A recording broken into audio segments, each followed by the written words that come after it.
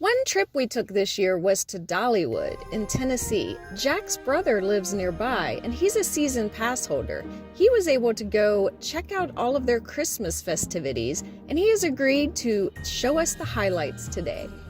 All right, this is Jack. I'm here with my brother Eric, who is a season pass holder at Dollywood. He got to visit Dollywood recently and experience the Smoky Mountain Christmas event. He's going to tell us about it now. Tell us, what were the decorations like? How did the park look decked out for Christmas?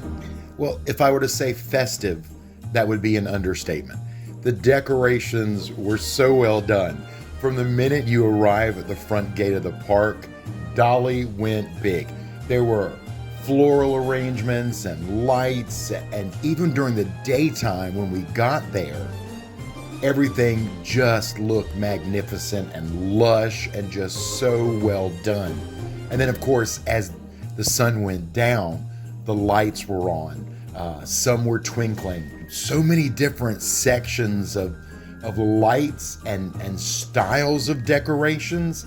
It was simply stunning. Every step you took just kind of took your breath away. Did they also have rides open for this event? Absolutely. Most of the rides were actually open. Some of the smaller ones were not. All of the roller coasters were riding.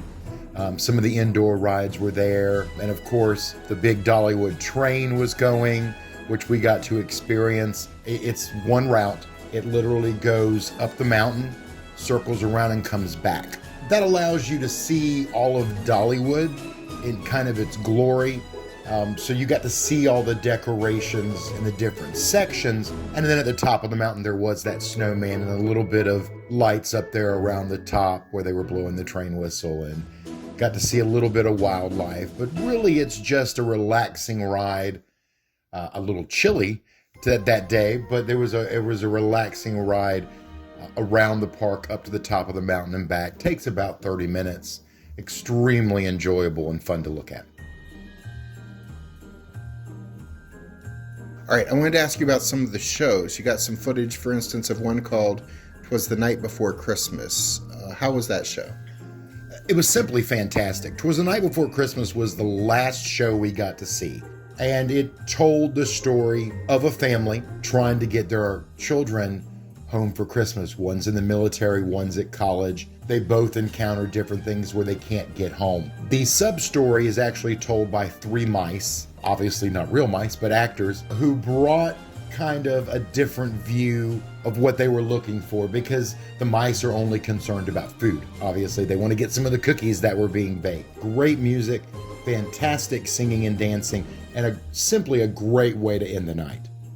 I saw there's also like a bluegrass quartet you had footage of. Yeah, the Smoky Mountain Bluegrass Band. We got to see them earlier in the year when you and Alice got to visit, and they were wonderful, but man alive, the Christmas music, the harmonies were just so inspiring, and the audience was packed. They opened at 2 o'clock that day. We were a little late getting there, but as we walked up to that area, they were about to start. So we just sat down, had great seats, packed house, and we listened to a good 30, 40 minute set of Christmas music, and even bought one of the CDs they sold afterwards. And then I also saw footage of, it looked like a choir on the steps of the chapel.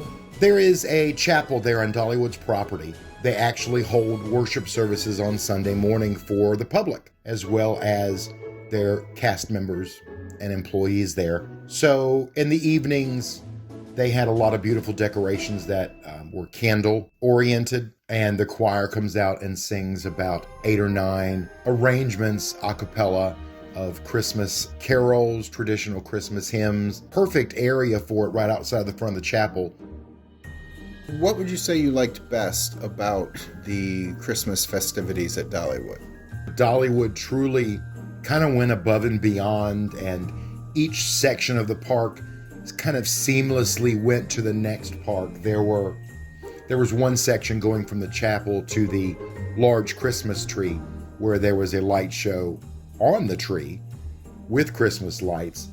That area was all connected with wires, but it looked like a giant tree with branches, all lights of course, coming down over on top of you, and it was all set to rhythmic movement with the music playing. And it was a whole different wonderland. And every area of the park you went through, it was something a little different. That, I think, made it truly enjoyable. You didn't see the same thing twice, unless you chose to walk around through it again. But as we ventured through the park, we literally went from start to finish all the way in one direction, and nothing was the same. Everything we saw was new. And it kind of reminded me of what Christmas is about. The new start from what has been was there every step you took. And it just was consistently mesmerizing. Now, you mentioned the tree that was kind of a light show of its own. Tell us about that. We've got some footage here of it. Yeah, the funny thing is, we were looking all day trying to figure out where it was. Me being the genius that I am as your brother, I had the Dollywood app. However, I neglected to open it. But as we got up to it, it was all lit up and just beautiful. And I took some close-up pictures, and I squatted down to the ground to get a whole shot. And then it went dark.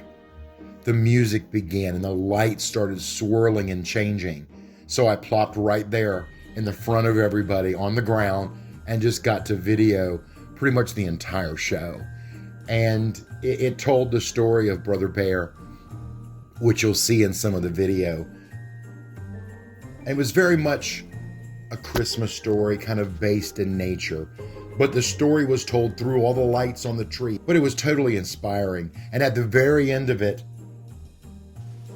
they used bubbles, a different style of bubbles that made it look like snow. And so that began to blow over the entire audience. And all the kids were so joyful. They were running around, stepping in it, playing in it, trying to lay down and make snow angels, pretending it's real snow. Of course, it was pavement. But it was so much fun. It brought out the inner kid and everyone there, and every single person. As I stopped the video, you could just see their faces smiling with joy. That's what we call Snope at Disney World, by the way.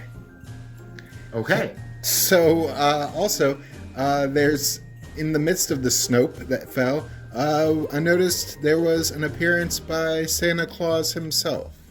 Yes, at the very end of the night, like I had mentioned, we saw 'Twas the Night Before Christmas. As we opened the door of 'Twas the Night Before Christmas, as if it were a Christmas miracle, the fireworks were directly in front of us, not blocked by anything. So what a perfect ending for the night. We walked out of the show, saw the stunning fireworks, and made our way toward the exit. And as we arrived to the front of the exit, there was Santa standing up on the balcony, your Snope falling all around us, covering us up. What a great ending.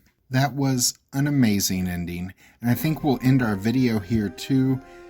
Thank you, Eric, and Merry Christmas. To you as well, brother. And most of all, to your wife who puts up with you. Well, I never. I'm Alice. And I'm Jack. Don't forget to subscribe so we can see you the next time we're traveling through, and check out these links to other Christmas videos from some of our YouTube friends. From heaven's all gracious King, the world in sorrow.